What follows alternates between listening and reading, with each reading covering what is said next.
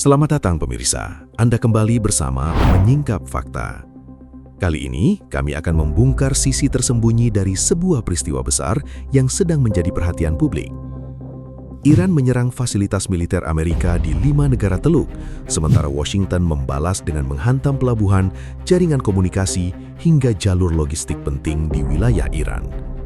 Apakah ini masih sekedar aksi balas dendam atau awal dari strategi besar untuk memperebutkan kendali atas Selat Hormuz?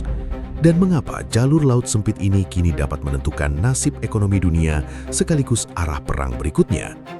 Namun sebelum kita masuk lebih dalam, jangan lupa tekan tombol like dan subscribe. Dengan begitu, Anda tidak akan ketinggalan fakta-fakta tersembunyi yang akan kami ungkap berikutnya.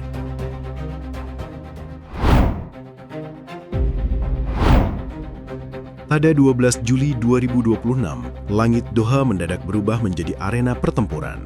Sistem pertahanan udara Qatar melacak sejumlah proyektil yang bergerak menuju kawasan Pangkalan Udara Al Udeid, salah satu pusat operasi militer Amerika terbesar di Timur Tengah.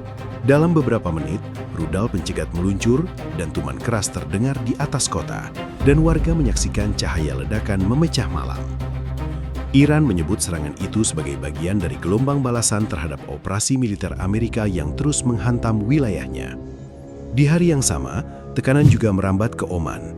Korps Garda Revolusi Islam Iran mengklaim telah mengirim pesawat nirawak menuju fasilitas logistik dan pengisian bahan bakar armada laut Amerika di kawasan Duqm. Target tersebut tidak dipilih secara acak. Fasilitas pengisian bahan bakar memungkinkan kapal dan pesawat Amerika bergerak lebih lama tanpa harus kembali ke pangkalan utama. Dengan menyerang titik seperti itu, Teheran tampaknya berusaha mengganggu kemampuan operasional, bukan sekadar menciptakan ledakan simbolis. 4 hari kemudian, pada 16 Juli 2026, Kuwait melaporkan ancaman yang jauh lebih besar. Sebanyak 32 pesawat nirawak ofensif terdeteksi memasuki wilayah udara negara itu sejak dini hari. Sistem pertahanan segera diaktifkan dan sebagian besar sasaran diklaim berhasil dihancurkan sebelum mencapai titik tujuan. Namun serpihan hasil intersepsi jatuh di beberapa kawasan pemukiman, menimbulkan kerusakan material dan memaksa aparat menutup sejumlah area untuk pemeriksaan keamanan. Pada tanggal yang sama, Iran mengumumkan serangan terhadap pangkalan udara Al-Azraq di Yordania. Pesawat nirawak disebut menghantam situs radar dan jaringan komunikasi yang digunakan untuk mendukung aktivitas militer Amerika. Belum seluruh klaim kerusakan dapat dibuktikan secara independen, tetapi pemilihan sasaran memperlihatkan pola yang jelas. Iran tidak hanya memburu landasan pacu atau gudang senjata. Radar dan komunikasi menjadi sasaran karena keduanya berfungsi sebagai mata dan telinga dalam operasi udara modern. Bahrain juga meningkatkan status kewaspadaan setelah sirene darurat terdengar di sekitar pangkalan udara Sakir. Di negara kecil tersebut, kehadiran militer Amerika memiliki arti penting karena Bahrain menjadi pusat aktivitas armada laut Washington di kawasan Teluk. Ancaman terhadap Sakir menunjukkan bahwa Teheran ingin memperluas tekanan ke seluruh jaringan pangkalan yang menopang pergerakan pasukan Amerika. Di balik pemilihan 5 lokasi tersebut terdapat kemungkinan lain yang lebih terukur. Teheran mungkin sedang menguji seberapa cepat sistem pertahanan setiap negara bereaksi, jenis pencegat yang digunakan, dan jalur mana yang masih dapat ditembus. Setiap drone yang ditembak jatuh tetap menghasilkan data mengenai radar, waktu respons, dan pola perlindungan pangkalan. Informasi itu dapat dipakai untuk menyusun gelombang berikutnya dengan rute yang lebih rumit. Karena itu, serangan yang terlihat gagal mencapai target belum tentu sepenuhnya sia-sia. Bagi perencana militer Iran, reaksi lawan dapat menjadi bahan intelijen yang nilainya sama penting dengan kerusakan fisik yang sebenarnya di darat. Serangan kelima negara itu membawa pesan yang lebih luas daripada sekadar pembalasan. Iran tampaknya ingin membuat negara tuan rumah menyadari bahwa pangkalan Amerika dapat mengubah wilayah mereka menjadi sasaran langsung. Setiap radar, gudang bahan bakar, pelabuhan, dan landasan yang membantu operasi Washington kini diperlakukan sebagai bagian dari mesin perang yang sama. Strategi ini dapat mendorong pemerintah kawasan menghadapi pilihan sulit antara mempertahankan perlindungan Amerika atau mengurangi resiko serangan terhadap wilayah mereka sendiri.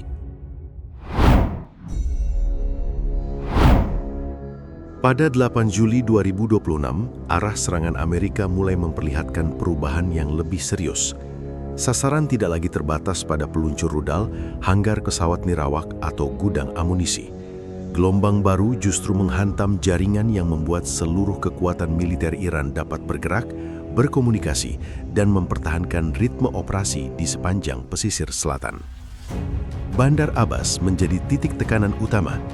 Kota pelabuhan ini memiliki posisi strategis karena berada dekat Selat Hormuz dan menjadi salah satu pusat penting bagi aktivitas Angkatan Laut Iran.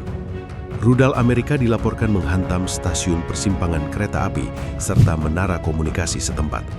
Kerusakan pada dua fasilitas tersebut langsung mempengaruhi aliran logistik dan koordinasi. Jalur kereta api dibutuhkan untuk mengirim bahan bakar, suku cadang, pasukan, dan perlengkapan dari wilayah pedalaman menuju kawasan pantai.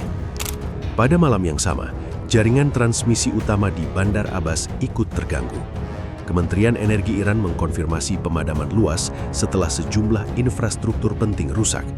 Kota itu mendadak kehilangan sebagian kemampuan untuk menjaga aktivitas pelabuhan, sistem komunikasi, penerangan fasilitas, dan layanan pendukung lainnya. Dalam operasi militer modern, listrik bukan sekedar kebutuhan sipil. Radar, pusat data, pompa bahan bakar, sistem pengawasan, serta jaringan komando, semuanya bergantung pada pasokan energi yang stabil. Serangan kemudian meluas ke Pulau Qasem. Wilayah ini terletak di mulut Selat Hormuz dan memiliki nilai strategis bagi pengawasan pergerakan kapal.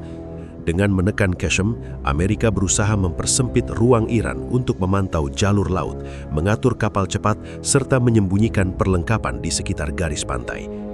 Tekanan berikutnya menyasar Chahabar, kota pelabuhan yang menghadap Laut Arab dan dapat menjadi jalur alternatif ketika Bandar Abbas berada dalam ancaman. Bandara Iran Shah turut dihantam pada 8 Juli 2026. Serangan terhadap fasilitas udara tersebut mengurangi pilihan Iran untuk memindahkan personil dan perlengkapan secara cepat di wilayah Tenggara. Jembatan Bandar Khamir juga menjadi sasaran. Kerusakan di lokasi itu dilaporkan menimbulkan korban jiwa dan luka di kalangan warga sipil, memperlihatkan bahwa serangan terhadap infrastruktur ganda selalu membawa risiko besar bagi masyarakat yang menggunakan jalur yang sama. Strategi ini juga dapat menjadi alat tekanan politik, dengan membuat biaya perang terasa langsung pada pelabuhan, listrik, transportasi, dan ekonomi lokal. Washington berharap tekanan dari dalam Iran meningkat.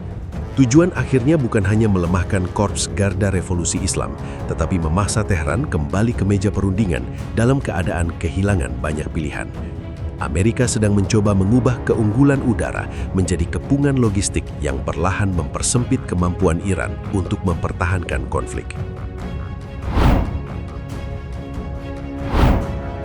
Pada 13 Juli 2026, Perserikatan Bangsa-Bangsa menyampaikan peringatan keras setelah serangan Iran dan Amerika mulai menyentuh semakin banyak wilayah di sekitar Teluk. Kekhawatiran utama bukan hanya jumlah rudal yang diluncurkan, tetapi kemungkinan konflik berubah menjadi krisis energi yang memukul negara jauh dari medan perang. Jalur laut di kawasan itu menghubungkan produsen minyak dengan pasar Asia, Eropa, dan wilayah lain yang bergantung pada pasokan stabil. Perhatian terbesar tertuju pada Selat Hormuz. Jalur sempit ini menjadi pintu keluar utama bagi kapal tanker dari kawasan Teluk. Ketika pergerakan kapal terganggu, biaya asuransi meningkat, jadwal pengiriman kacau, dan harga energi dapat melonjak sebelum kerusakan fisik besar terjadi. Iran memahami nilai strategis tersebut dan menjadikannya alat tawar yang sulit diabaikan oleh Washington. Konflik sebenarnya sempat ditahan melalui nota kesepakatan deeskalasi pada 17 Juni 2026. Kesepakatan itu dirancang untuk menghentikan serangan, membuka kembali jalur navigasi, serta memberi ruang bagi pembicaraan lanjutan. Namun rangkaian pembombadan dan serangan balasan pada Juli membuat kesepakatan tersebut kehilangan daya paksa. Kedua pihak tetap berbicara mengenai diplomasi, tetapi tindakan militer menunjukkan bahwa mereka sedang mempersiapkan posisi yang lebih kuat sebelum perundingan berikutnya dimulai. Bagi Tehran, kendali atas Selat Hormuz memberikan pengaruh yang tidak dapat digantikan oleh jumlah rudal semata. Iran dapat mengganggu pelayaran melalui kapal cepat, ranjau laut, pesawat nirawak, rudal anti kapal, dan pemeriksaan paksa terhadap kapal tertentu. Setiap gangguan kecil sudah cukup membuat perusahaan pelayaran mengubah rute atau menunda keberangkatan. Tekanan ekonomi kemudian menyebar tanpa Iran harus memenangkan pertempuran terbuka di laut. Amerika memilih pendekatan berbeda. Washington berusaha mengurangi kemampuan Iran mengawasi dan mengendalikan wilayah pesisir dengan menghantam radar, menara komunikasi, pangkalan laut, jembatan, dan pusat logistik. Jika jaringan tersebut rusak, pasukan Iran akan lebih sulit mengkoordinasikan serangan terhadap kapal yang melintas. Serangan udara juga dapat membuka koridor sementara bagi armada pengawal untuk menjaga kapal dagang tetap bergerak. Selama blokade bertahan, wilayah pesisir selatan Iran kemungkinan akan terus menjadi sasaran utama.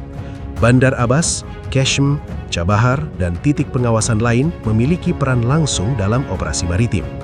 Namun, perluasan serangan Iran ke pangkalan Amerika yang lebih banyak dapat mendorong perubahan sasaran.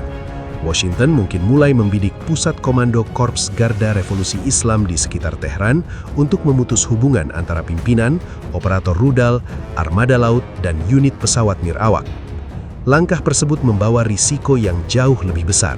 Pusat komando yang rusak dapat membuat unit lapangan kehilangan arahan dan bertindak berdasarkan informasi terbatas. Radar yang terganggu juga meningkatkan kemungkinan salah membaca pesawat, kapal, atau rudal yang bergerak di kawasan padat. Dalam situasi seperti ini, keputusan lokal dapat memicu serangan baru sebelum pimpinan politik sempat menghentikannya. Negara-negara Teluk berada dalam posisi paling rentan karena wilayah mereka menjadi tempat pangkalan asing sekaligus pusat perdagangan energi. Mereka harus menjaga hubungan keamanan dengan Amerika sambil mencegah fasilitas militer di tanah mereka menjadi alasan bagi Iran untuk melancarkan gelombang serangan tambahan. Perserikatan Bangsa-Bangsa mendorong kedua pihak kembali menahan diri, memulihkan jalur komunikasi militer, serta menjalankan kembali kesepakatan 17 Juni 2026.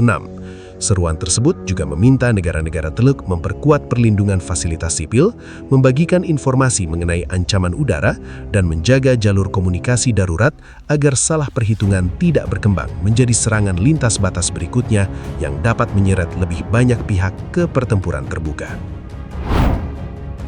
Pertempuran ini menunjukkan bahwa Selat Hormuz bukan sekedar jalur pelayaran, melainkan pusat tekanan yang dapat menentukan arah konflik. Selama Iran masih menjadikannya alat tawar dan Amerika terus membalas melalui serangan udara, ancaman perang yang lebih luas akan tetap terbuka. Setiap pangkalan, pelabuhan, dan pusat komando kini berada dalam bayang-bayang serangan berikutnya. Demikian rangkaian fakta yang berhasil kami singkap hari ini. Jangan lupa subscribe ke channel Menyingkap Fakta dan aktifkan lonceng notifikasi agar Anda tidak ketinggalan pengungkapan fakta-fakta penting lainnya. Menyingkap Fakta, mengungkap kebenaran di balik setiap peristiwa. Sampai jumpa pada fakta berikutnya.